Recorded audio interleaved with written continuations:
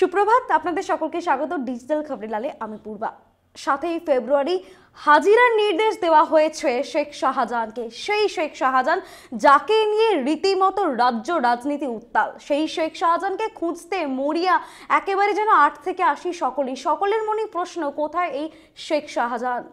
5ই জানুয়ারি যে কাণ্ড ঘটিয়েছিল শেখ শাহজাহান, যার অঙ্গুলি হেলনে কেন্দ্রীয় তদন্তকারী সংস্থা থেকে শুরু করে কেন্দ্রীয় বাহিনী সকলকে মার খেতে হয়েছিল কার্যত স্পটে গিয়ে, সেই শেখ শাহজাহানকে ফের ইডি তলব করলো, হাজিরা দেওয়ার নির্দেশ দিল সামনে 7ই ফেব্রুয়ারি সকাল 10:30 নাগাদ।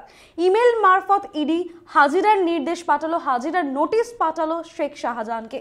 এই শেখ শাহজাহানকে খুঁজতে কিন্তু ইতিমধ্যেই তৎপর সকলেই, তাকে খুঁজে পাওয়া যাচ্ছে না। কিন্তু এই শেখ শাহজাহান এতটাই সক্রিয় যে তার জামিনের আগাম আর্জি পর্যন্ত আদালতে পেশ করে ফেলছে, আর সেই হলফনামায় তিনি সই করছেন। আবার এই শেখ শাহজাহানেরই আইনজীবী সেই হলফনামা আদালতে পেশও করছে, একেবারে শাহজাহানের সই করা হলফনামা। কিন্তু শাহজাহানকে খুঁজে পাওয়া যাচ্ছে না। সেই শাহজাহানকে খুঁজতে একেবারে মরিয়া ইডি থেকে শুরু করে সিবিআই স্পেশাল সিট পর্যন্ত গঠন করা হয়েছে, তারপরেও কিন্তু শাহজাহানের কোনো টিকি খুঁজে পাওয়া যাচ্ছে না।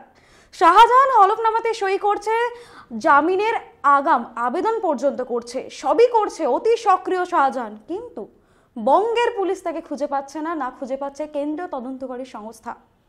এত প্রভাবশালী কার হাত রয়েছে শেখ শাহজাহানের মাথায়? কখনো বলছে যে বিদেশে পালিয়ে গেছে, তো কখনো বলছে সন্দেশখালীর সরবেরিয়াতেই লুকিয়ে রয়েছে। সন্দেশখালীর সরবেরিয়া কি কোনো একেবারে পশ্চিমবঙ্গের বাইরে?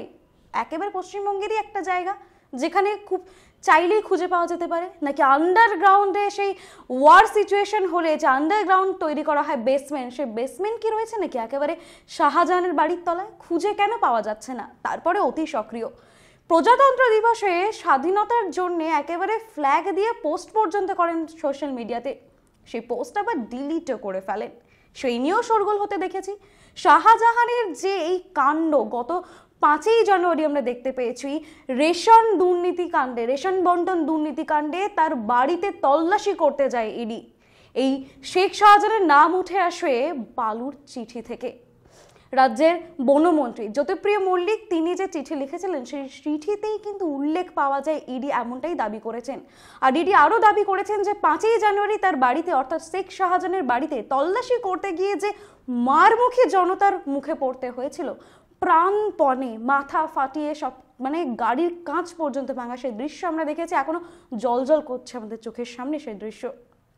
সে পুরো ঘটনা শেখ শাহজাহানেরই তৈরি করা, কারণ লোকেশন বলছিল ফোন ট্র্যাক করে ইডি যে রয়েছেন তারা অভিযোগ করেছেন যে ফোন লোকেশন ট্র্যাক করে জানা যাচ্ছে যে 5ই জানুয়ারি শেখ শাহজাহান বাড়িতেই ছিল, বাড়িতে তার ফোন বিজি পর্যন্ত পাওয়া গিয়েছে। কিন্তু তার বাড়ির তালা যেই ভাঙতে যায় তখনই ধুমধুমার পরিস্থিতি, কোথা থেকে হে হে করে লোক ছুটে আসে কেন্দ্রীয় তদন্তকারী সংস্থা সিআরপিএফ এর দিকে। শুধু তাই নয়, ইডি আধিকারিকদেরকেও কিন্তু প্রাণপণে পালাতে হয়, কেউ অটোতেই তো কেউ নৌকাতে, সেই দৃশ্য আমরা দেখেছি।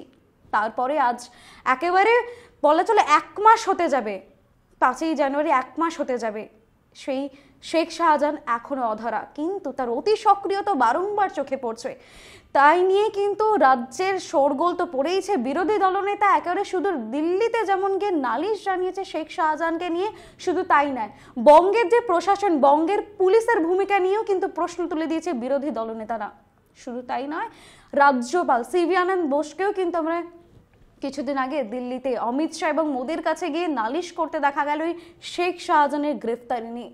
শেখ শাহজাহানকে কবে খুঁজে পাওয়া যাবে, তার কি হবে, সেই দিকে তো বঙ্গের চোখ থেকে শুরু করে ন্যাশনাল লেভেলেও সকলের চোখ রয়েছে, কারণ ইডি সিআরপিএফ এর গায়ে হাত তোলা যে সে ব্যাপার না। আর সেই একেবারে দুঃসাহসিক কাজ দেখিয়েছে মাস্টার মাইন্ড শেখ শাহজাহান, যার সাম্রাজ্যে কিন্তু ইতিমধ্যেই বারংবার ইডি অফিসাররা যাচ্ছেন, এবং দ্বিতীয়বারও কিন্তু শেখ শাহজাহানের বাড়িতে আমরা দেখেছি ইডি তল্লাশি করেছেন। কিছু তো পাইনি, বরং আবার তাদের রাগ আরো বেড়ে গিয়েছে, কবে হাতে পাবে শেখ শাহজাহানকে। আর ঠিক দ্বিতীয়বার তলব পাঠানো হলো, দ্বিতীয়বার হাজিরা দেওয়ার নির্দেশ পাঠানো হলো শেখ শাহজাহানকে 7ই ফেব্রুয়ারি সকাল 10:30টার সময়। শেখ কি করবে? আমরা তো দেখতেই পাচ্ছি জামিনের জন্য আগাম জামিনের জন্য আবেদন তো করেই ফেলেছেন আগাম, এবারে কি করবে সেই দিকে দেখার বিষয়। আপনাদের সেই সঙ্গে চোখ থাকুন ডিজিটাল খবরিলালে, কারণ খবর আপনাদের, নজর আমাদের। ডিজিটাল খবরিলাল, খবর আপনাদের, নজর আমাদের।